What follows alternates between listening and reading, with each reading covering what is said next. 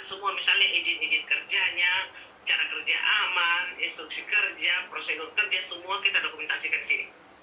Ya, sini. Kemudian, ini contoh misalnya, ketika nanti Bapak dan Ibu menjadi ahli K3 lepas proyek dan mendapati hal yang semacam ini, pastikan tidak ada orang bekerja di bawah sebelum batunya diangkat. Kenapa? Karena setelah kita identifikasi di sini, maka potensi bahayanya adalah orang kejatuhan batu. Jadi pastikan tidak ada orang bekerja di bawah sebelum batunya diangkat. Kenapa? Karena kalau ada batu modelnya begini, kalau ini sudah menggantung, lantas sekelilingnya sudah ada galian, terus saja lewat ada getaran sedikit, perlahan batunya akan bergeser. Lama-lama dia akan jatuh. Jadi pastikan tidak ada orang bekerja sebelum batunya diangkat.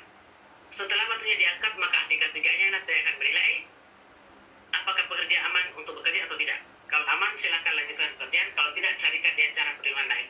Carikan cara bagaimana supaya orang aman bekerja.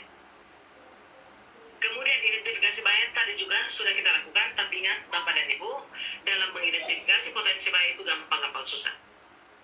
Artinya mengidentifikasinya gampang, tapi mengkonekkan antara identifikasi dengan pengendalian itu yang agak sulit. Biasanya melenceng. Ya. Nah, kalau identifikasi dan pengendalian itu melenceng, itulah biasa orang mengatakan, kenapa kok saya melaksanakan K3, tapi rupanya masih banyak terjadi kecelakaan. Itu karena tidak sejalan antara hasil identifikasi dengan pengendalian. Ini contohnya, kita lihat.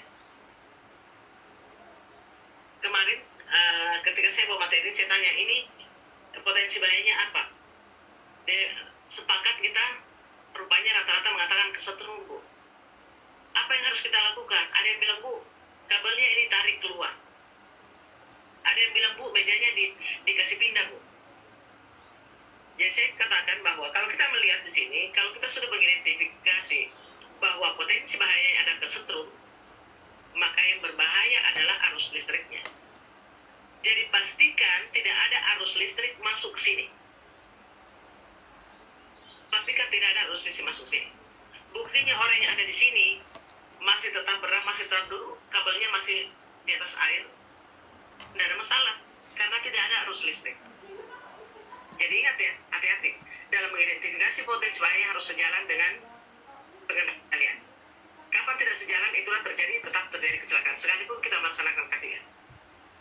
Ibaratnya orang, kita sakit perut, dikasihnya obat sakit kepala. Sama-sama bagian tubuh kita yang sakit, tapi satu letaknya di atas, satu letaknya di tengah, beda terapinya. Kemudian, safety review ini tadi dilaksanakan untuk meyakinkan bahwa proyek dibangun dengan standar K3 yang baik sesuai dengan persyaratan dan bertujuan